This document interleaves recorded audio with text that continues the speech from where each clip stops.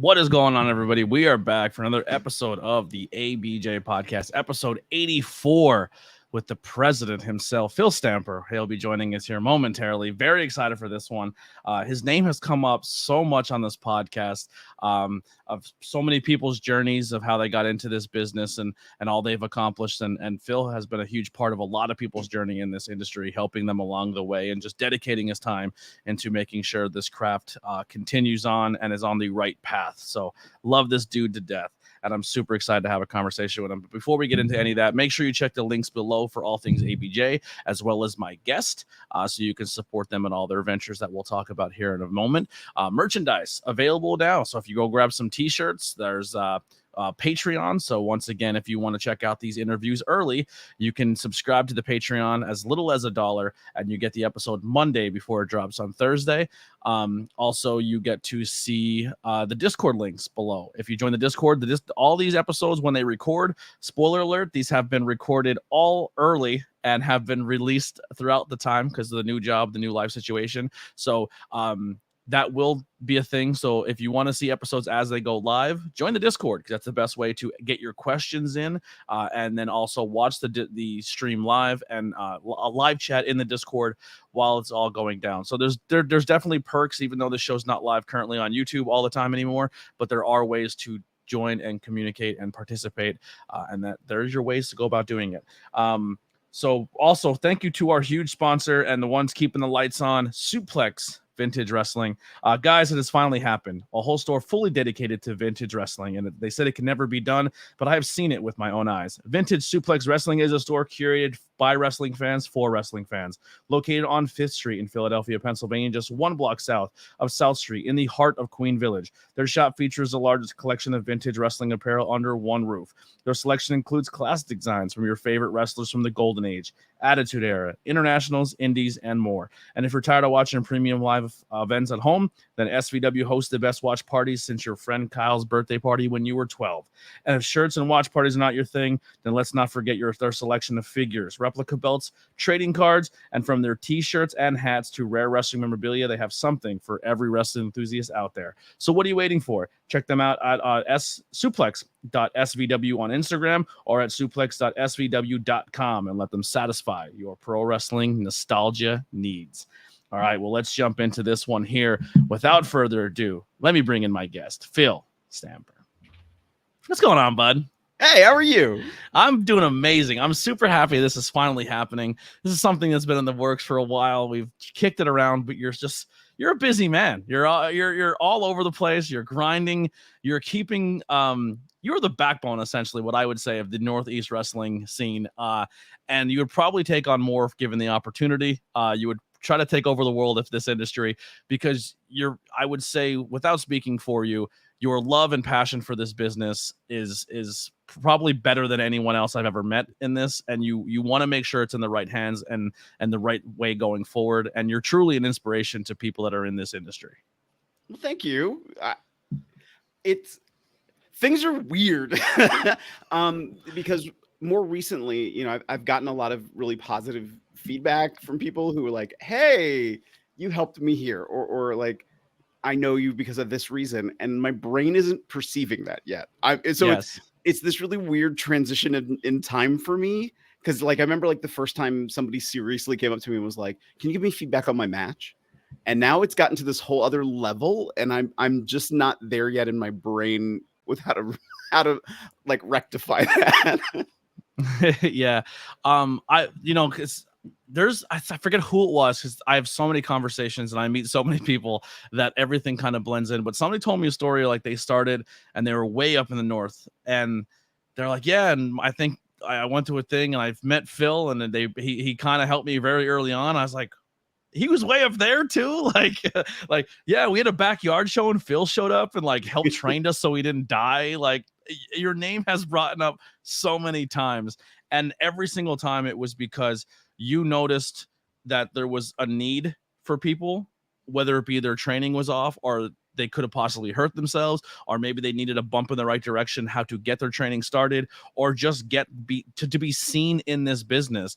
And you selflessly go out there and make sure those jobs get done, once again, because of your passion for this industry and this art. Well, thank you. I mean, I've always raised with that lesson of don't leave a place worse than you found it. Like, make it better than you found it. That's always been in my brain. And for me, it's, why am I not putting my best foot forward? Why am I not trying to do more than just me showing up? Um, I get bored. Yeah, honestly, it makes me feel very bored when I'm just sitting there like, okay, I'm waiting for my match. Like, what else? Can I do something to help? Like, Yeah. that's just part of me. Yeah. So when did you fall in love with the business of professional wrestling? I mean, I was a kid watching wrestling. I was a kid who wrote to the WCW and WWE in like middle school to be like, "Hey, why can't kids wrestle?" I was that guy. I got a letter back from him from WCW. Just You still have it? I know I have it somewhere. They wrote me back twice. It was like the same response, but 2 times. I don't know why. Yeah. And it was weird because I think like the first and second paragraphs were like flipped in the letters. But the last paragraph was, and you can learn more about how to go get training by buying our book at I never bought the book. I wish I had bought the book. Yeah. So, I mean, I was a kid and I just loved it, fell in love with it. I knew at a super young age that you had to get trained to go do it. And the weird path I kind of took when I got into wrestling was I didn't start by doing in-ring training. I started by working in the back. Because at that time in the ridiculously super hype of pro wrestling, all the training schools were very expensive to go to. And I had a decision to make of going to college or going to training. And I was like, well, what happens if I get hurt? Let me get my education and I can go do wrestling down the road. And but I can start working behind the scenes so I can start learning the business. I can start learning the culture. Because I really also didn't know if the culture was the place I wanted to be. I mean, as a kid was like the different drug scandals involving wrestling. And I was really cognizant of the impact that addiction has had on my family and the impact it had on me. And so I didn't want to jump into a situation where I'm like, oh, I'm going to be around all these people and a whole other level of craziness. And just so I started working backstage for a company in Virginia called the Independent Pro Wrestling Federation that was ran by Cue Ball Carmichael, and a different wrestling federation that was ran in State College, Pennsylvania, and just started to learn the ropes of what it was to be in the business. Because I wanted to. I was so in love with it. It was like, I want to then go do it. I felt like I couldn't just sit by and just be that guy just sitting there watching. I wanted to participate. Yeah. So what roles would you take on backstage, or things would you do on that early stages to help the show go forward, or the production or anything like that? I mean, and that's just it. It was really anything. It was like ring crew, music, security. I know I even got beat up on a match because by that point I had already done wrestling while I was in high school. I had done judo, so it was sort of, hey, you know how to at least like get hit. Yeah. I was not ready for it. But I trusted them and they trusted me. And so I got to learn some things even before I got my formal in-ring training, just by the association of being around. Mm-hmm. I always tell people, even if there's, if maybe you're not interested in the in-ring aspect, and I just had people on just this past couple episodes that started off as camera people, have started off just how you're saying now. Just come. There's always something for someone to do, and there's always a job that needs to be done. And even if there's not a job that they think they need, it all hands on deck to help make a show go. And just, if you're a good person, we'll take it. Like, they'll take you. You know what I mean? And just go and help. You know, we need graphic designers, you need cameramen, you need music, security, how you're saying. And that's a great introduction of a way to get into the business. So hearing that is pretty cool, because a lot of people just think, I wanted to be a wrestler, I started training, I wanted to be a world champion 2 weeks later. You know what I mean? So right. You are the definition of, getting your foot in the door and grinding your way up. So growing up, who are some of the wrestlers that you idolized or looked up to, or ones that were some of your favorites? One of my favorites from way back was, even by this point, I mean, I was not old enough for this, but I had like ESPN Classic would show things like World Class Championship Wrestling. So here's like 80s wrestling. And Eric Embry was one of my favorites. Absolutely thought he was the most amazing thing because I could watch him and I could like understood what was happening. And his first feud, so this may tell you a little bit, for some people, it'll tell more about me a little bit. His first feud was against Skandar Akbar, who was a manager, not like a particular wrestler. It was like Skandar and his group of wrestlers. And I don't know if I could tell you offhand who some of those wrestlers were, because it was all of them against Eric Embry. The manager. Yeah.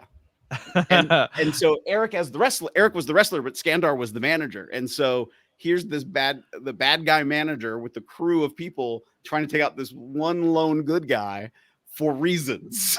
Yes. And it was just great. So Eric Embry was certainly an early favorite.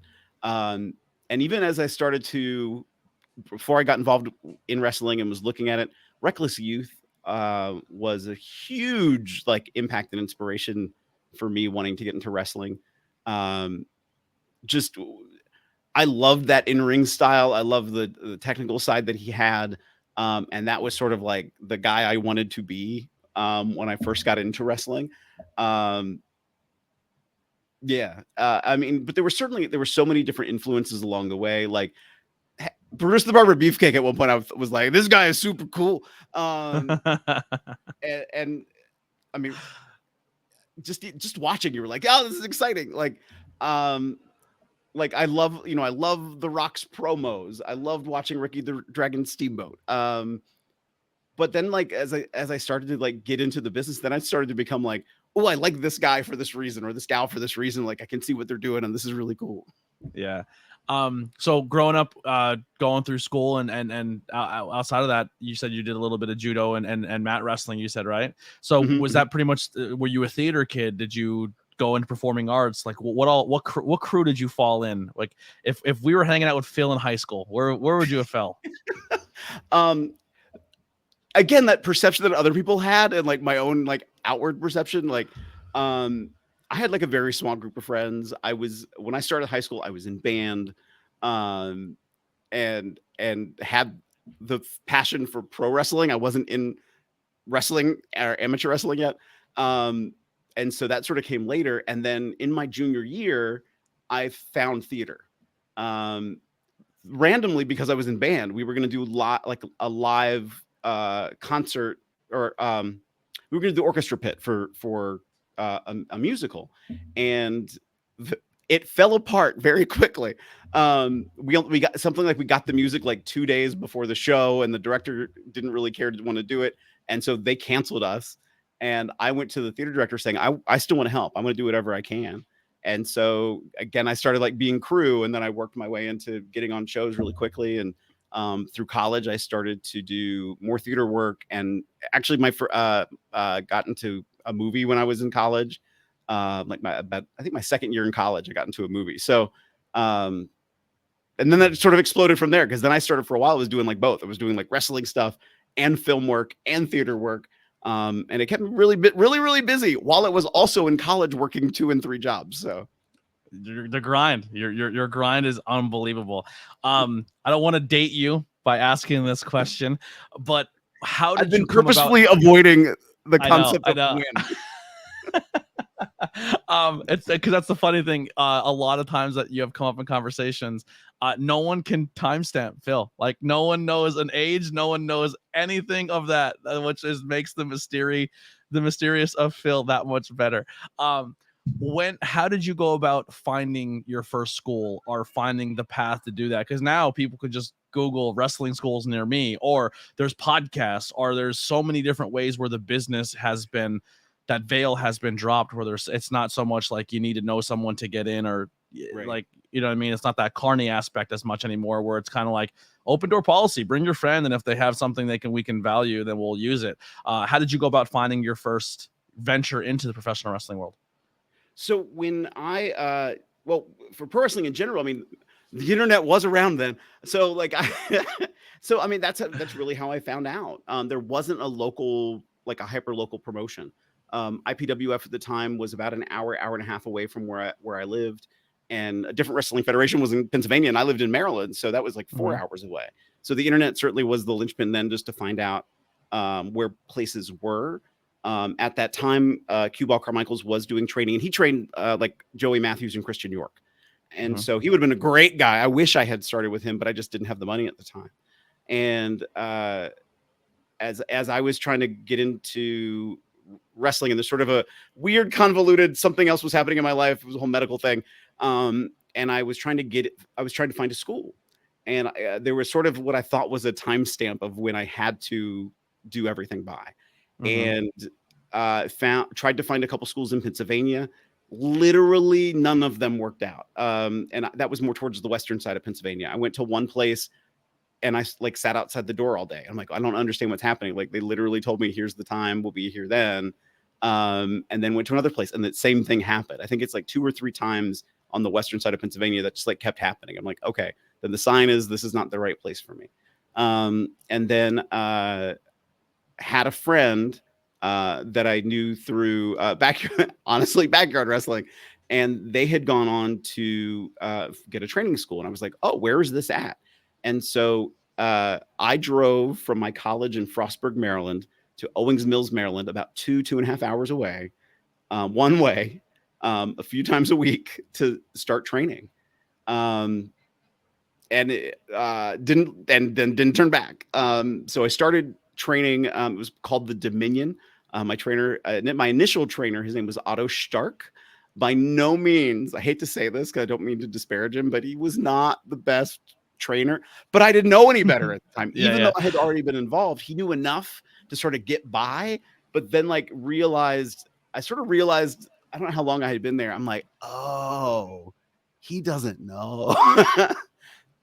And I remember when I graduated and I had a match outside, and fortunately I was fortunate enough to wrestle a friend of mine, and I knew the match was bad. And I went to him and I'm like, I just know it's bad. What should I do? And he's like, well, you can't, I know where you're at. You can't really move away for training. There's not another training place near you. Do seminars, go to seminars and just pick up what you can and honestly find work if this is the path that you're going to take. So I started doing every seminar I could take. I mean, over the course of time, I've done seminars with Dr. Tom Pritchard and Mike Quackenbush and the SAT and Reckless Youth. Not Reckless. I said Reckless Youth. I didn't mean Reckless Youth. I meant, I was thinking I don't know why I was thinking Johnny Cashmere and Trent Acid, and I said Reckless Youth. I wish Reckless Youth was doing a seminar at the time I was getting in. And then I started working every other week for this company in West Virginia called XMCW. Holy shit, it you're sort everywhere. of exists still today, but like 3 owners later, and they barely run, like maybe once or twice a year now. But they used to run bi-weekly events. And so that really started to help me some because I was on the regular then at that point. And that just, that helped by getting all the other trainings and seminars I had been going to, and then getting to go there and work every other week. It was like, okay, now I'm getting it. I'm working regularly. I'm seeing it. I'm talking to, I'm learning. People are telling me more things to learn and go do. So it was so helpful to kind of do the path I did for me and how it worked out for me. I can imagine the travel and the wear and tear on your vehicle. Holy crap. I've been in this business 2-3 years now, maybe. I don't remember. I don't know. And I'm on my first transmission blown, and I'm like, I don't know how to fix this. I have no money. I put everything into my travel and I didn't make shit. I don't know what to do. Like, I'm in my first slump, and I hear people like you who you work in 3 jobs trying to figure this out. It's just like, man, I commend that so much because it's not easy. It's not. In a very unfortunate way, just by even where I live now, I'm not really in the middle of a population center. And early on, like when I started in wrestling, it definitely was past the territory days, but there were sort of loops that people were sticking to that so I went to college at Frostburg, Maryland. So that's in Western Maryland. So it's sort of halfway. It's like an hour from Morgantown, West Virginia. And so what I was finding was the place I would go down in West Virginia, like the West Virginia and Pittsburgh people sort of would stay here and ride up and down West Virginia and Western Pennsylvania. And the Maryland, Baltimore, Philadelphia crew would do this circle on that side of Pennsylvania and Maryland, but they didn't cross. So here I am in Frostburg going, is anybody coming my way? Please. And only a couple of times was I able to coordinate something with someone for a carpool. Cause I had about a 9-month stretch one time where I didn't have a car. and I had just started like a new job. And so it was like, well, I'm just here to work. And so, Yeah.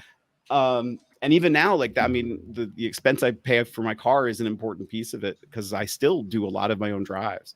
Yeah, that's tough, man. I've had to do some drives for just like Jersey and back, and there's a huge chunk, I guess, of the drive is when you have to go so far away to pick up maybe one person or two people, and then you go from there to the venue, and then from the venue there. But like even like for example, like Pete DeLong, I drop Pete off, and I still have like an hour and 20 minutes home alone at like 4 a.m. trying to like slap myself awake, and it's crazy. It's insane.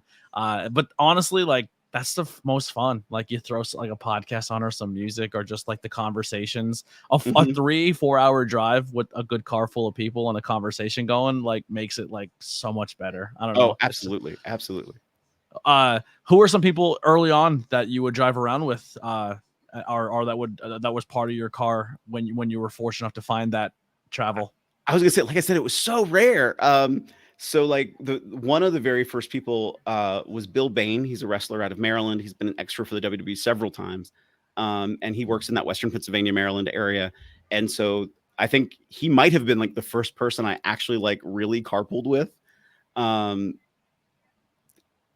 was somebody else in the car at the time too. And now my brain is like, I can't remember his name. But I kind of had the same situation. It would be like, I would be the one driving forever away and then meeting up with somebody just 4 a hours carpool away to drive an hour. Like, yep. Yeah, totally. What was the experience like of working those two different stretches? Was there culture differences of the way the business was handled on one side of Pennsylvania and that stretch, and then the other side? Like, because I heard more of that the Virginia area and stuff like that is more like they're more rooted in the old school, like kayfabe, like certain ways, and the other places are kind of looser. It's mixed. It really is mixed. I would say the biggest difference I had was the first time I went to Canada. And even then it wasn't so tremendously different. It not really. Like the culture just still felt very much like the culture. What happens in the difference in wrestling that you see isn't necessarily so much the wrestling itself, but the crowd.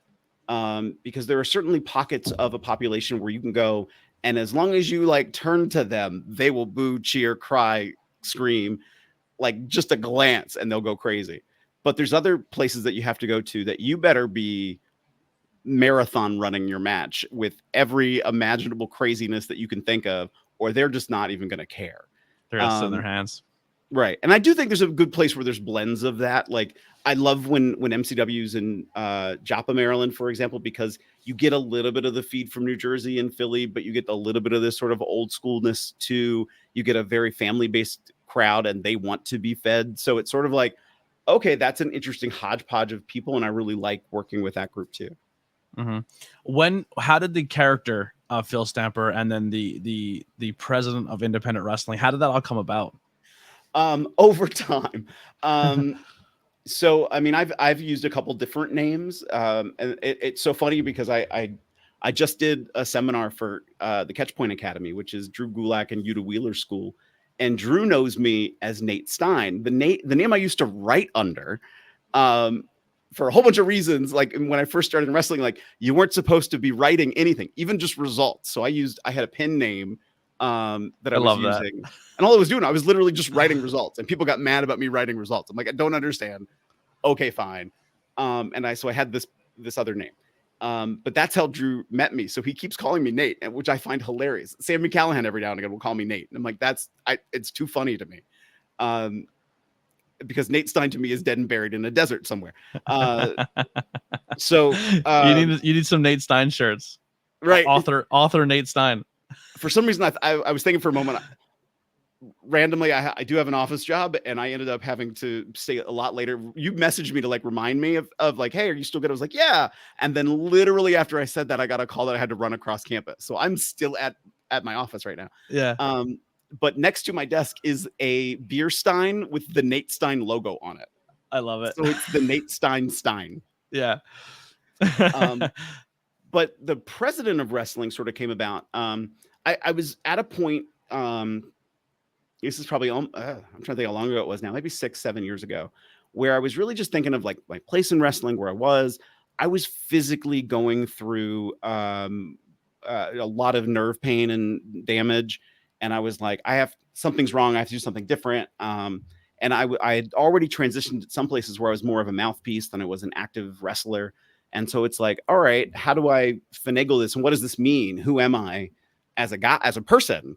And so it really was like, I really am running things. Like people sort of would start by saying like, you're a lot of places, like you're really both in front of camera and behind the scenes, and you're like helping people to do things. And I was like, and in my real life job at the time, it was like, we used to call it like I was the mayor of a small town where I'm not necessarily doing all the work, but I was making sure all the work was happening. And so very much wrestling, I was feeling like that too. And it's like, well, what if I really am like the president of wrestling? I really am helping to coordinate things to make them happen. So it was sort of like real life. And then as the nerve pain got worse, I ended up having to get neck surgery. I moved into more mouthpiece roles and more authority figure roles for a while. And I'm still doing that. And so it really then, now you're taking leadership of organizations. So you really are the president. And so the only thing was I went in it with the intention of like authority figure president, like Triple H being a vice president or executive vice president or whatever his official title is. I wanted that. And then what I started to get when I first did it was, let's play Hail to the Chief. And I'm like, no, I don't want to be like a pastiche of the president of the United States. I am the president of wrestling. You don't want that. You want this. So Limp Bizkit rolling was your right. There you go. So when I first met you, was I believe the first time I ever came across of you or just seeing you as a person or got to chat with you was GSW reunion show at True Mill right before, like I'm saying right before the pandemic. Like that show happened, and then a couple maybe weeks later, it's like everything shut down. And in that aspect, I remember talking to you. You're like, I used to wrestle for a while and stuff because it was the first time really meeting you. And I was still so new to the scene. And I was just kind of doing the podcast thing and kind of learning about independent wrestling in general at all. And you just saying like I had some nerve pain. And then you wore like the vest. And you said, well, this is kind of like one of Sammy's old vests or like something like that along those lines. And you were still, I don't know if you were just fresh from your neck, like your neck or your spine or the nerve pain. Yeah. And, you were in a mouthpiece role there, but you were more like the bad, like you were, the beginning of the show, you weren't the bad guy. You were playing a good guy, but by the end of the show, you turned into full heel mode and you were taking over the company and shutting it back down again. And I was like, oh man, that's kind of cool. You play that heel character, kind of reminiscent to how you said earlier of that manager and his team versus everybody else, like reminiscences of that. And then later on, you became more of like the good guy figure of like with High Tension. You're more of the baby face, like in Phil we trust, we love Phil. And you come in, you're like, no, you're a scumbag. You have to go. You're like, you know what I mean? Like you're taking care of business in that aspect. Only what do you Ethan prefer? Wild and Killian McMurphy. I mean, yes. What do you prefer when it comes to the character of Phil Stamper?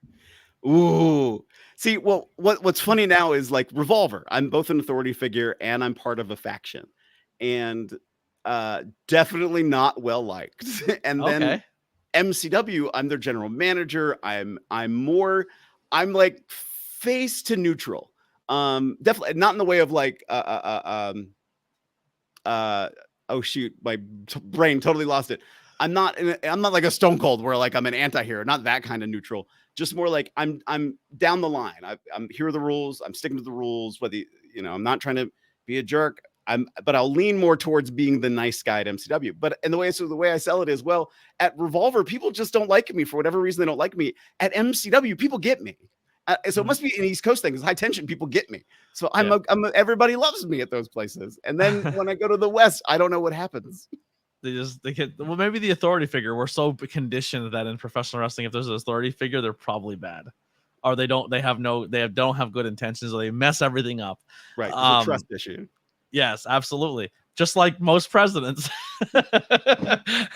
if you were to pick on the scene someone, if you had to campaign against, listen, maybe one day somebody runs for presidency of independent wrestling and they come up with like, who would be your vice president, or who would be someone you would run with? Well, kind of make a solid campaign. Two notes with that. The first one is, so I am president of wrestling. There is Matt Cardona out there going, he is the president of independent wrestling. If he wants to be the president of independent wrestling, that's fine. I have a trademark for the president of wrestling. I am in charge of all of it. Yes. So that's one. Two, who would be the second in command? See, that's a wide scoping, crazy thing. Because like, part of me is like, well, I don't want necessarily to be somebody under a contract, because I mean that means that they belong to that other place. Yeah. Ooh, Jake Christ could probably make a good running mate. I feel like he would have a good base of people that would turn some heads and turn some interest. Like, oh, what's he doing with Phil?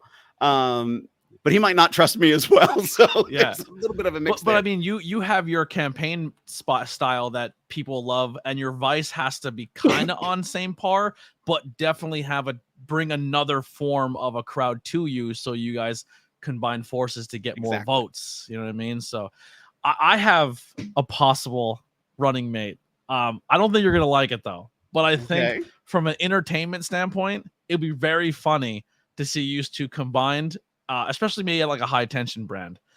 I think a good running mate for you and a good vice president would be the next guest following you on this podcast, and be Big Dust. That's Phil not Stamper bad. And Big Dust. That the is president not and bad. Vice president of pro wrestling. He definitely would get a secretary position. I don't know what of. He'd be the press secretary. Okay.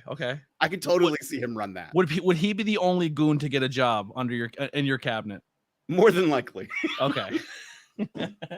I mean, I guess Nelson could be always like, he's the ambassador to Canada. Yeah. I wish I would have prepped that and had like the whole list of different cabinet members that we could have picked. That's another bit for another time. That'd be a lot of fun. So when you were in this scene, kind of going back to when you were active in a wrestler, there's always the videos of you stretching people out, or they're not paying attention, you throw them in a submission. Was that a lot of your style? Were you the stretcher, the shoot worker? Like who was Phil as the wrestler? Well, so it's become its own life now. Like, it's become its own separate weird thing. So when you see that now, it's definitely a little bit more hyped up of a level than where it used to be. Mm-hmm. I think of like a Reckless Youth, or even like today a Zack Sabre Jr., who you think of like, oh wow, they had these great submission stuff, but like if you watch them as a whole being, it's like, oh no, they have this whole technical path, but like that's because they could do a whole match, and then here were the highlights that happened to be these crazy, weird, outstanding submission holds. So hey, if people want to know me now as like the Stu Hart of wrestling, I'm totally down with that. Like, let me get a basement dungeon and let's do it. But when I started in wrestling, it was still very much you have to be a big guy and you have to be over 6 foot tall, and I'm not.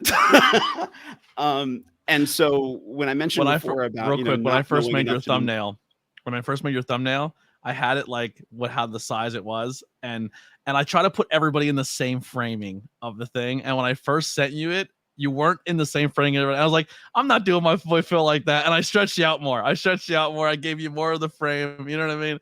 Because you were definitely a little smaller than everybody else. So I didn't want you to do you dirty, and I gave you more frame there. I appreciate it. but when I first started, like, there was a lot of people over 6 feet tall. And so I wanted to learn aerial moves. I wanted to, I was already friends with Ruckus, and like I was seeing all the crazy things he could do. But I wanted to learn that stuff. And my trainer was like, we'll get to it. We never got to it. Because he didn't know how to do that stuff. So why would I ever get taught? And I really felt like I was like put on a limb, like, well, what's going to make me different than everybody else that he's training right now? And it's like, well, I have a legitimate grappling background. I can do some other things that maybe other people don't know how to do or what to do yet. And so I incorporated more of like a mat-based wrestling techniques and judo stuff into my wrestling, because I felt like I need to do something here. And that's sort of how it started. The legend of Phil Stamper stretching people. When I was working that show down in West Virginia, that was like every other week. The first time I went down, I actually stayed with a friend of mine, Chance Prophet, down that way, and stayed with him for if not, I don't think it was a whole week, but several days. And we just did training, and then we went on, and like the last day was like an event. And before the event, somebody came up to me and was like, "Hey, Phil, I heard that you knew how to how to actually wrestle and shoot. Like, do you want to roll a little bit?" I was like, "Sure, let's roll." And handily tapped him out, and just thought, "Oh, that was fun." Like, hey. And then I had a couple other challenges. Okay, fun. And I tapped them out too. And for about the next 6 months before every show, people kept coming up to me like, "Hey, Phil, do you want to roll?" I was like, "Sure." And I was fortunate that all except maybe like one person I tapped out or choked out.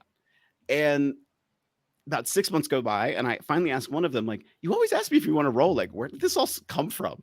And he's like, "Oh, Chance Prophet told us that you were from the north and you were trained different. And if we messed up with you in the ring, that you would stretch the ever living Lord out of us. So we wanted to actually like test you and see if you could do that." That seems to be a northern thing. Like if you mess with some people in Jersey, I would say more. I'm not trying to throw shade at the wrestling community. I know guys like Miles get a little offended. Him and Trotsky have some fun banter over mat wrestling and what state's better. But these PA, Delaware, New York, New Jersey, Ohio, like mat wrestling's a big deal up here. And a lot of people who convert over from pro wrestling to from the mat thing, like, you're gonna meet some workers. and let me just say this really quickly, since you brought up John Trotsky. Trotsky likes to throw all the shade. He would never roll with me. Every time I would try, because like he'd be rolling with somebody else, and I'd come in like, "Oh, let's." He would always like sort of like leave, and I'm like, "What's going on?" And then one day I was like, "I'm putting this to the test," and so I was like, "Okay." Like I tried to get him to roll, he wouldn't roll, and then like I think he was rolling with somebody else, and like it was like a tag match, and everybody's just rolling around the ring, and I tagged it, and he like left the ring, and then I started to make fun of him for it. I was like, "You are so afraid of me now. What did I do?" And he's like, "Well, I know you know how to wrestle, and I know you actually know judo, and by that point I'd done jujitsu too." He's like, "I know you know that stuff. I don't want to get stretched out." I was like, "Okay," because jujitsu, I mean, like, you could be a really good mat wrestler, but when you know Brazilian jiu-jitsu, it's been proven time and time again that you do have a little bit more of an advantage because of and it's a lot of it is the rule sets, right? So like in wrestling, you can't do certain things that you could do Brazilian jiu-jitsu, but if it's just a straight up like we're trying to not just pin, but maybe look for the submission or the tap or the roll, jiu-jitsu is going to be your better bet in those scenarios. That's where that's the beauty of mixed martial arts, is because it's all those different styles combining to one, and it has been proven time and time again that BJJ is the wrestling's a great base, but if you could put wrestling with the BJJ, you're gonna be a problem for people. I used to joke with people that by the time I got into wrestling, I had already dealt with the politics of judo, and like I was well too advanced for all the politics in pro wrestling because of judo. Because this is so weird, even more than amateur wrestling. But like judo, because it's an Olympic sport and a martial art, it means something different. And I was like, "What?" And so I would go to tournaments, and I saw shady deals go down at tournaments for judo, like for belt promotions. That one school, well, all the officials came from one school, and so their guys could never lose. And there's certain scoring things that happen in judo, and like basically, if you throw somebody and it's a great throw, it's an automatic point, and you automatically win your match. And I saw somebody from the Navy Academy throw this kid, and other way around. This one school, this guy threw somebody from the Navy Academy in midair without touching the ground. The Navy Academy guy reversed it and pinned the other guy. Well, the official gave the award to the guy from the other school and not the guy from the Navy Academy, who should have won the match, because he started the throw. And it's like, no, in midair, the other guy reversed it. Like the other guy wins the match. And it was just shady stuff. So it was just as pro wrestling as anything else. Right. Yeah. That honestly, so I got out of pro wrestling and became a fan of mixed martial arts, and like kind of put wrestling aside because I was obsessed with like watching jiu-jitsu, and then like I got more into watching mat wrestling and mixed martial arts and UFC. And then UFC got to the point where it's like, well, actually your ranking and your wins and losses don't matter. If you can go and cut a good promo, you get the title shot. And I was like, I might as well just go back to wrestling. Right. and then I kind of incorporated both again because I felt wrestling fans accepted pro wrestling, like the MMA side of things, and MMA were like, we don't want anything to do with pro wrestling, that stuff. And I was like, yeah, but you're getting so much of your business and how to promote fights from the other one. Like, you might as well just cross over. They help each other so much. Let's get some questions here in the chat. One of the first ones that popped up, one of our Discord resident old school wrestling fan says Eric Embry feuding with Akbar was a great feud with wrestlers like Gary Young, Cactus Jack, Super Ninja, the Great Muda, Kamala, and Tim Brooks. Check it out on YouTube. So there you go. Got some love there from that feud. There's like a 27-part YouTube series about that feud. Well, you struck up some nostalgia there. And then let's see what we got here. Some guest questions for Phil.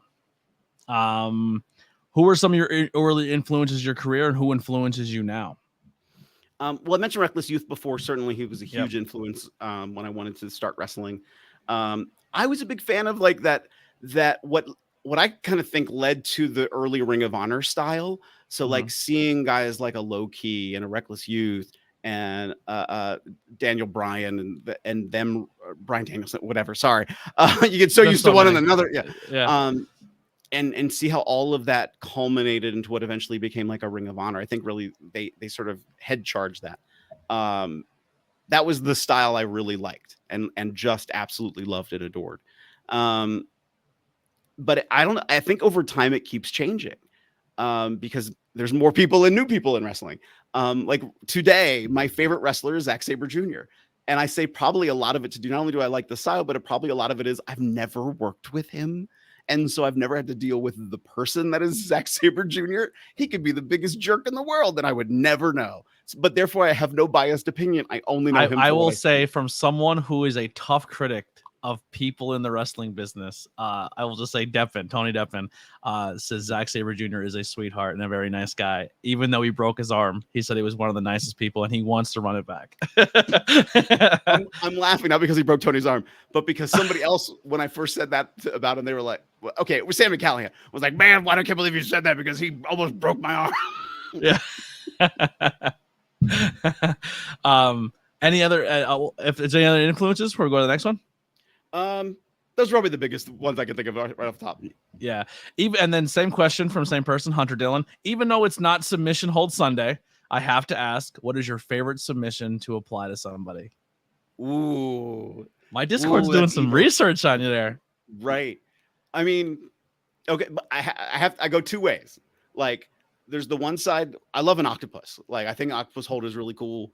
I modified mine, being smaller but stouter than some people. So I do a rolling version that is sort of like a seated version. So we're already like on the ground and staying on the ground when I do it. And I know a couple of variations off of it. So instead of like just grabbing the arm, sometimes I'll grab the opposite leg. So for amateur wrestling people, it becomes like a banana split more than it does an octopus. But it's sort of like a blend of both. So it's uncomfortable. But because of, I would say, a lot of both the judo background, and of course I was a big fan of Taz when he was in ECW. So like even today I grab a Taz mission sometimes when I can, because it's right there. Because it's just different. It's just a little different. You don't see a Taz mission all the time. And so I went for that in competitive judo. And so now like I borrow that in pro wrestling too. Now there's a infamous, it's a tough one because I like the work that came out of this place, but obviously it ended on a bad note. But and it's one of the most independent wrestling submissions of all. Have you ever learned the special submission move? We'll just, without giving it its first name, the special, we'll just say. I think that is the worst submission hold in the history of professional wrestling. It doesn't do anything. Now there was a fan day of the person that helped to create the special, and there was this video that went around for a little bit of him putting it onto a person, and the biggest thing he did was he torqued the guy's wrist. But when you watch that hold, like he did literally, like he grabbed him by the side of the hand and like went like that, and I'm like, that will hurt anybody. The inverted special though that Tim Donst does is a legit submission hold, and I really like that one. That's one of my favorite things about the fact of when I left professional wrestling as a fan and then became a mixed martial arts, judo, and all that stuff fan, and then coming back to pro wrestling. I guess I missed that whole ROH boat and that whole style, and then coming back, I was like, oh, they're actually doing like figure fours and sharpshooters. No one's giving you their legs to put those on. Like, it's just not and then you go and you see submissions now when they incorporate real submission holds into professional wrestling. Like, sometimes it pisses me off when someone has like a full armbar and they're like fighting out of it. They're like, like, no, it's broke. Yeah. You're done. You know what I mean? Like, I hate a rear chin lock when like the person's elbow is like here. Like, no, like here. But I do enjoy that more. I think one of my favorite seminars I ever got to just hang out, because I was doing commentary for a show, and I know this guy's in some heat right now and did some I mean, alleged, I don't know what the verdict was, but one of my favorite seminars I got to watch was Davey Richards, because he was teaching everyone legit submissions, because he's no joke in that department. But he was also like, here's how the submission is done in the world of professional wrestling. But here is, if you're ever working with somebody and they decide they're going to get tough with you, just modify it here. And then you got this guy by the ball. And I was just like, it was just so fun of him just kind of like going, well, here's a submission. But if I just do this instead, and the guy's like, ah! I should clarify about the special. The only person who I've seen who I think has put it on in a way that would probably actually do some damage was Chris Hero. Yeah. He's the only person I've seen. Everybody else gets, I think, sort of to your point, they got very lackadaisical about how they did it.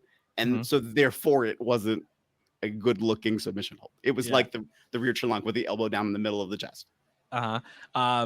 If you were to fight any wrestler in the past, present, or future, who would it be and why? Sami Callihan any day of the week. I love it.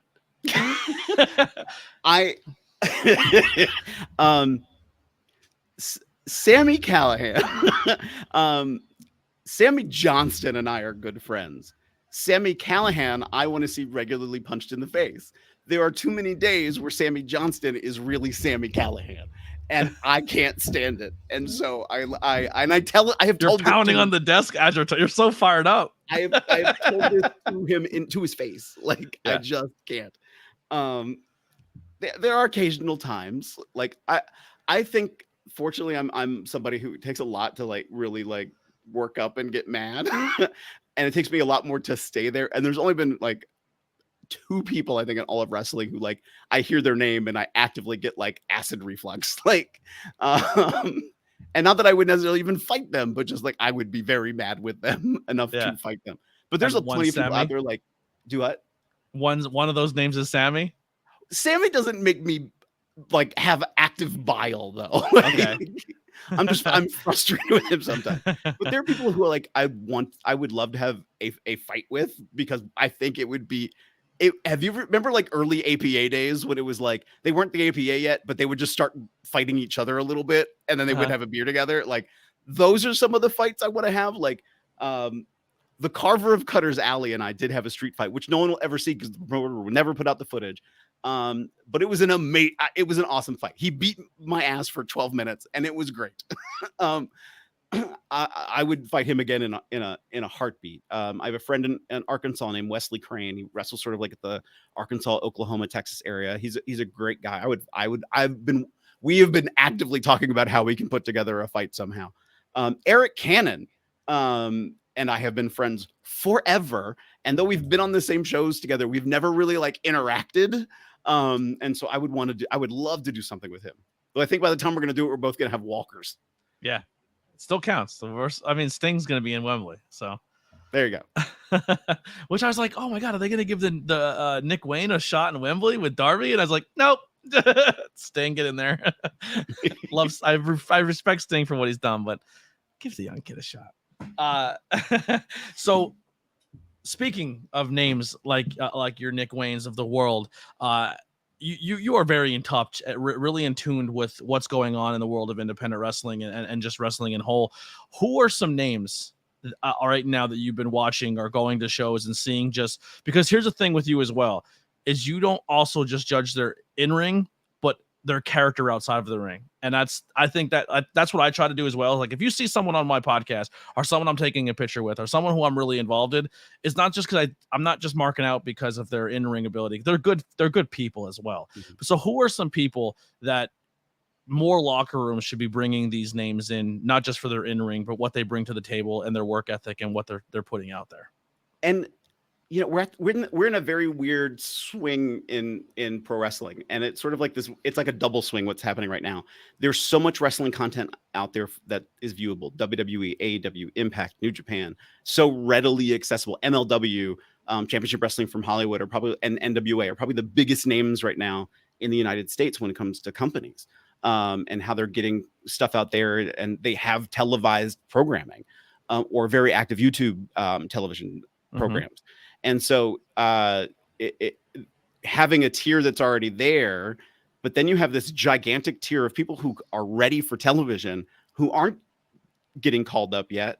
And because of the pandemic, then you got a backlog of people who never like matured into the systems because there wasn't a lot of movement at that time. So it's like you have this weird captures here and even a little lower, and then a new tier of people coming up. Like, I put this out. I said this yesterday on my social media. Like, rookie of the year, Junie Underwood all day. Totally agree. And when I say this next, it's funny because I didn't think of his name, but I was thinking he was around longer, so he might qualify for rookie, but he might also qualify for most improved. Ricky Price is another guy from the Northeast right now. You know what's crazy? It's not. Well, this is gonna air later, so people aren't gonna know about it. But we're calling it now. That's a match I've been wanting to see happen for quite some time. Okay. It may happen on Sunday at the Sanctuary. Oh, okay. Very cool. Yeah, that's because I think stylistically, I think they're gonna put magic together, and I became really close with Ricky, and I'm becoming close with Junie, and I was just like, and they're kind of like they wear over each other and they want to work each other, and I'm like, well, here's the place to do it if you could both make the drive. And I think we're putting together Sunday. I hope it happens. I hope if it doesn't happen, I'm sorry, but I totally agree. I think there are two names that are just unbelievable, and they're both in that same thing where they started, then the pandemic, and they had to stop, and then they started again. So totally agree with everything you're saying. But there are people like Brent Oakley, who's out in Ohio. There's Gia Scott, who's out of Baltimore. There are I smirk, and I'm like, I don't know if I want to put this on him yet. Aaron Wade from Tennessee, and yes, there's Jaden Newman too out of Tennessee who helped to train him, who are already on the rise and already on a lot of people's radars. But I'm like keeping attention out because I'm like, I think something more is going to happen with Aaron, and I don't think he knows it yet. And I even look at refs. Like I look at Gina, and I look at Shiny Shoes, Aaron, like who are and Ref Shark, who are just amazing refs. And Shark is also a wrestler. Like there's just such amazing talent out there. Kurt Robinson, who was in the Philly area, left the Philly area, went down to North Carolina because he was in high school. Now has gone through college and is now back training again. And so like I'm waiting to see him like make his way out there again. There's people like Miami Mike and Miles Hawkins, and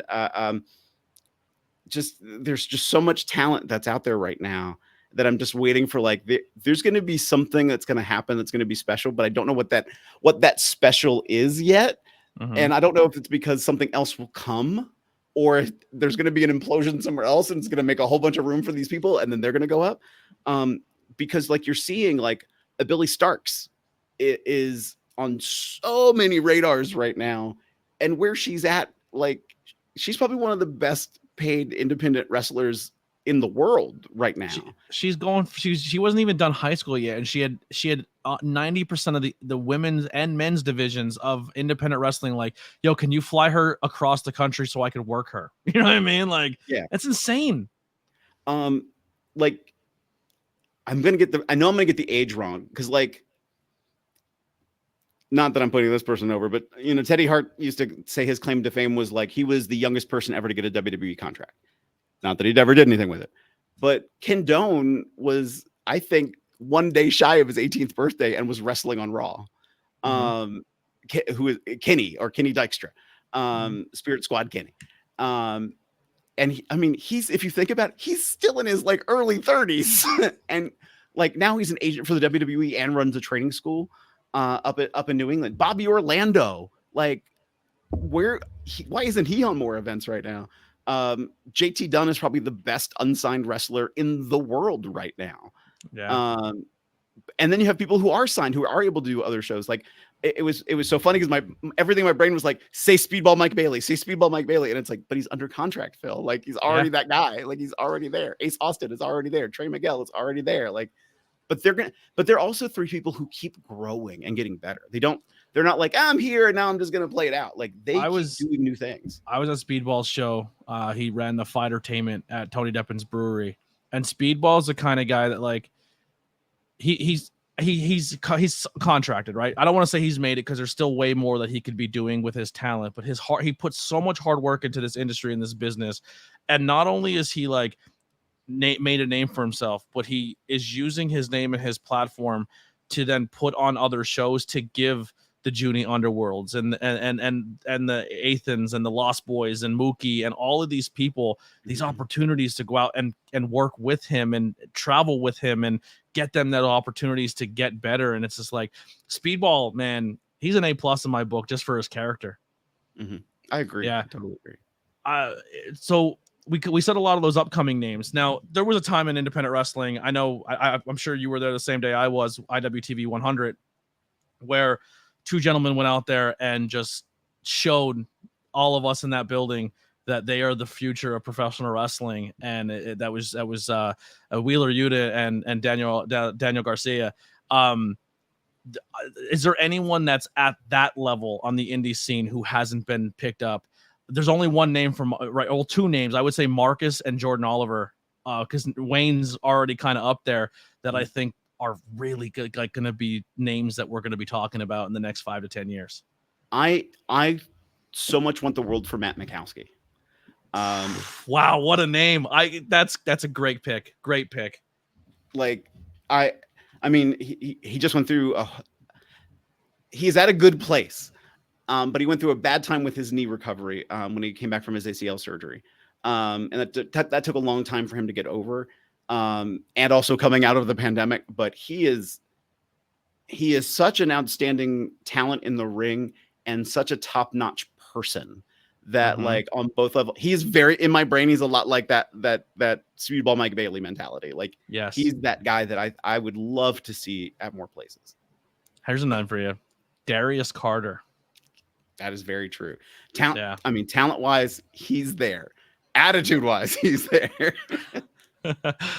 Yeah, I love that. I mean, you have more access than most. How you're dropping names from Tennessee and all over. I mean, I'm kind of locked into the Northeast area, and then like GCW when they went over to LA showed me a whole nother side of independent talent. They're like, wow, look at like you got the Kid Bandits, the like names like that out there that are just killing it. And it's just like there's so much. Like how we talked about that wrestling iceberg. Like what we see on TV is just this, and then underneath it is that feeder independent program.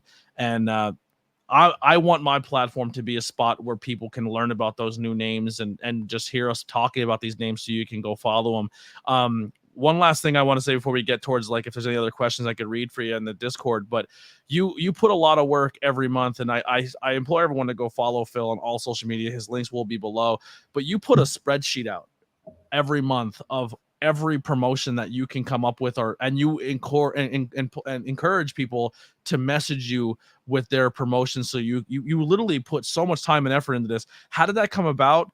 And I don't even want to ask why, because after this conversation, we know why you're doing it. But how did that come about, and what is the overall goal for that? So it's weird because it sort of has had two different lives. When I first did it, I was actually I was living in Pennsylvania at the time, and I was only doing Pennsylvania promotions. That's sort of how it started. And at that point, I was even doing information about the upcoming event and like the card that had been announced. And that got to be a lot. And I started to expand to other, any other promotions I could find at that point. And it was just a lot. I sort of burned myself out because it was just so much.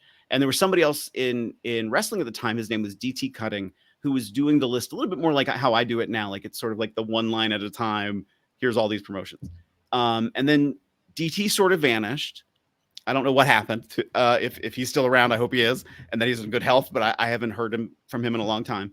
I won't say who, but somebody in my wrestling life. I had started to work for CZW, and when I was there, I was doing all of their press and social media, and somebody who was there or around, I guess because they really weren't there at that point, they were just around, was like, there's no wrestling anymore. There's no wrestling happening on the weekends. Nobody's doing anything. I was like, crazy. What are you talking about? Like I see all the time, like just on my friends' Facebook pages, I could see all this stuff that was going on. So that's how it started. Was I just started looking at my friends' Facebook pages and just putting together like this little list of stuff. And I used to keep it in a notebook document or notepad on my computer, because whenever I would replace it from the top, so like when the dates passed, I'd put it at the bottom, and I would cycle. I would like go back through the list of those events if they weren't repeating that I knew of them, and then start to plug them back in again to try to keep this regular rotation. And then it advanced to a point where somebody was interested in standing up an event webpage. And the person, they were like a coder. They knew how to build a web page. I do not have I don't have the architecture set to do what they were doing. And so I started to use his platform. Well, then his platform, the coding broke, but it helped me to see how to lay it out and to do a different kind of spreadsheet. So now I use a Google Doc or Google Sheet to track all of these independent events. And then I have a separate Google Doc that I'm tracking also promotions and their contact information and their social media. Awesome. And so that's been helping. I'm also tracking. I have fallen off this. I do this wax and wane on this. I track some independent wrestling seminars, and or just wrestling seminars. I guess I shouldn't say independent. When you have Gabe Sapolsky, who's an agent for the WWE, doing seminars, that's not an indie seminar. That's just a seminar. So I'm sort of tracking all three of those right now. And there's a whole nother category that could be added to that. That's one of the things I'm trying to figure out, just to put people in the right direction, is obviously if you can't make it to a show, the world of production of independent wrestling has picked up, whether it's on their YouTube pages or some promotions now are doing a Patreon where you get to see their matches through Patreon, which I think is a good idea. And it's not bad to throw $5 and get the support that way. Twitch channels are putting wrestling out there. IWTV, which is probably one of the biggest, and now Fight TV, who have, I mean, that Fight TV promotion is great because not only with the $5 a month, you get GCW's entire library. And I mean, just for Mania weekend alone, the $5 or whatever it is for the year is going to pay you just enough for the wrestling weekend for GCW. And then you get everything else. I know there's a lot of promotions on there who are kind of on the Fight TV side of things. There's another one, I don't know what it's called, but it's Premier Fight Network or Premier Network streaming network. Yep. Yeah. And so there's so much out there that if you're looking to say, like, you want to support a promotion or you want to go search out a wrestler, even though you can't, maybe they wrestle in a different state, there's ways you can go and support these other wrestling promotions also. Absolutely. There's so much out there. And I it's weird because during the pandemic, I was like trolling those pages, and I would always plug like where you could watch it on Fight or on IWTV. I even made a Facebook page that's called Wrestling on Facebook Live, because I wanted another outlet for people not only to promote, but also then because people were sharing things on YouTube and Facebook Live, like, here's where you can put it, like give people like sort of a little bit of a free channel. And then now it's become more on the promotion side, because now people have reverted away from doing like free stuff on YouTube and Facebook as much. They're still out there, but it's just not as much. And now a lot of them are doing that streaming. So I do try to capture on the calendar now, like on IWTV, on Fight TV, on whatever the streaming platform is. Yeah, absolutely. So the last question I have for you is I forgot it last episode, and I'm very, very, very sorry to Hunter. Logos by Hunter, who has been, I have over 100 pieces of merchandise on my online pages because Hunter has just been killing it when it comes to logos boosts and trying to just help me with this car and getting some money and raising some fun just to get my life back on track. So I thank him so much. If you're anyone out there looking for logos or looking for a way to get that, as well as intro music, I have Hunter and like the Converse Kid, as well as a bunch of other artists I work for. I know in the future I want to start spreading out, and because I was just talking to Crusher who's an artist, and I was like, oh, I would like a ABJ Podcast Crusher inspired logo. It'd be kind of cool to give everybody a shot at a logo and then promote them and give them some work once I start making some money. But his question is, if you can write a letter to a younger self, what would that letter say? Oh my God. It's a deep question. It is. Here's where my brain went first really quick.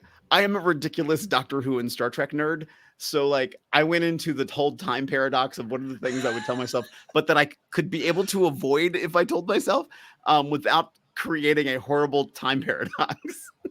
Would it be stay away from Sammy? No. I don't see. Sammy's one of those, like, it's kind of a fixed point in time. Like you have to deal with Sammy Kelly. But I don't know. Like there are some things like it's so funny because even now, like for context, I have 3 college degrees. I work in higher education. I like, and there are times I trip over my words because I'm an idiot. And so like there are those moments where it's like, not that I think I've ever like rushed to say something before I've thought it through, but at the same time, like, hey, with this person, just give a minute, or just avoid them completely because it's going to be disastrous. Like a couple of those feel like they would come to mind. But you know, in general, there would be a lot of stick with it, or try a little harder. Like don't give up. It's going to work out. And I mean, even very recently, back in early June, those first 2 weekends, I had 7 bookings in 2 weeks. Had the Thursday before that first weekend, in 24 hours, 3 of them canceled. And by the end of it, only 1 event didn't cancel out of those 7. The other 6 did. And I was very down on myself. I was like, I don't understand what's going on. What have I done wrong? I'm not hearing back from places. Or I've heard back, but I've heard these really weird cryptic things, or I've heard downright. I started to tell people, like, I've had some fun lies lately told to me. Like, here are my list of lies that people were telling me. And it's like, I don't understand it. Like, why? And I reached out to somebody who I trust and respect and be like, I just need an opinion. Can you tell me your opinion? And they got heated because they thought I was trying to out a friend of theirs. I was like, no, that's not what I'm doing. I need advice and an opinion. And like, because I'm trying to figure out, I'm still working and I'm still doing stuff and I'm still in multiple promotions, but why am I not doing more? And I've tried not every trick. Trick feels like, you know, you're trying to play a trick on somebody, but like I've tried everything in my playbook to like reach out to people, or I've tried every loop of like, hey, I'm going out this direction. I'm going to be out that way. I would like to be there. Hey, I have family in this area. I even had a promoter who I reached out to them and we started to talk and they were like, oh, you're mutual friends with this person. I'm like, yeah, that's my cousin. And they were like, oh, I'm like best friends with her. We went to high school together and I couldn't get booked from I'm like, oh, okay, that's interesting. Who then trolls me on Revolver content and like make like not bad comments, but just sort of comments and like super complimentary. I'm like, well, why won't you use me? I don't understand. But I was just really, really down on myself. And you know, I think a little bit of encouragement of like those moments are going to happen, but then you're going to have what I'm about to walk into starting next weekend, which is from the end of August through Thanksgiving. I'm booked every single weekend. Not completely though. There's more days available in those weeks and weekends. But at least one event every single weekend. And so it's going to happen and it's going to come and it's going to be a fight, and you're not going to always get the gold medal at the end. And sometimes it is a little about the relationships that you make, and that it has to be its own reward to you at the end. Mm-hmm. Yeah, I'm going to be honest. I'm going to kind of double back on what I said at the start of this, man. When I first got into this, I'm so thankful of where and how and who I've been around so early in this journey. Because I was always a fan and I never expected to be in or considered a part of the business. And still part of me doesn't always think I am a member of the team. You know what I mean? I'm kind of always thought of myself as like, I'm the podcaster who kind of comes in every now and then. Like I showed up at Leapfrog and I walked in and I was just like, I have a trunk full of equipment that like I think would make the show look and sound better. And then like that was kind of my in. And people like you and especially you, man, are like, when I hear about you, when I looked into you and I like how you conduct yourself, or how you're willing to make those drives by yourself to go places where it's a locker room full of people that you may or may not know, but you're leaving with more connections and more friends and more outreach. And you still use all of your hard work and dedication to then put over other people, or try to make sure that their hard work gets seen. And like, you're a huge inspiration of why I do what I do. And I kind of reformatted how I do the ABJ podcast, because sure, I want my brand to grow and I want to be a content creator for a job and a living, but everything that I'm doing is to shed light on people who I feel deserve it. And I gotta say, man, like, Phil, you're a huge reason why I do what I do, and I respect the shit out of you. I appreciate. Thank you. Yeah. Thank you. And if people aren't using you, they're fools. They're fools because you work so goddamn hard to and your love and passion for this business it's contagious. Like, and it's you're a joy to be around, and I want to just personally from my end just say thank you for all you've done for this industry. Well, thank you. I really appreciate that. Yeah. Where can people find you on social media, or to support you and to throw some gas money to you, because you're driving all over the place? So I not so subtly put my social media handle in my name tag. So I'm almost on every single social media platform at TrustinPhil. My Cash App is TrustinPhil. My PayPal might actually be PS still, but everything is pretty much, all of my social media is TrustinPhil. So I'm on Twitter, Twitch, Facebook, Instagram, Snapchat, TikTok, YouTube. Do you have merch pages? So unfortunately, the company I was using decided that they no longer wanted to fulfill people's requests without giving them their money back. So I had to close my store down. So I'm actually looking for a new vendor right now to have a storefront. Or you can just make your own at TeePublic or Teespring. I mean, that's probably honestly where I'm going to end up, is on Teespring. Yeah, I need the presidential seal t-shirt, man. There you go. I haven't gotten there yet. Yeah, so that's sort of the next thing, is like, I just need to sit down and do that. I think I mentioned before, I work in higher education, and our semester starts Monday. So I've been sort of buried under that. Yeah. Well, once again, I want to thank you so much. Everybody, next week on the podcast will be the one and only future vice president of professional wrestling. Big Dust will be on the podcast. Hopefully I can have Killian on soon too. You know what I mean? I work through the goons, I'll get him, then Miles, and then you have to go goon adjacent of like former goon, or maybe just hung out with the goon or ate breakfast with them. There's a lot that stable has a reach, I tease a lot, but I love those guys. I love Killian and Dust and working with them. And we had the opportunity to work on a couple of projects during the more like the back half of the more lockdown area of the pandemic. Oh, where Killian Vision, you guys, you were like the antagonist to their thing. Yeah, it was beautiful. It was one of my favorite pieces of wrestling that I've ever got to film. Oh, awesome! That's cool. That's so cool. I did part of Killian's big damn cinematic too. Yeah, that was before Killian Vision. I did a Tim Donst versus Dr. Cube, and Killian and Dust were two of the goons of Dr. Cube. So it just was amazing. One of my favorite on-screen things with you and Killian is the first Creep Frog for Can't Believe Frog. And you're telling a story, and Killian goes, blah, blah, blah, real spooky, Phil. That's a stupid story.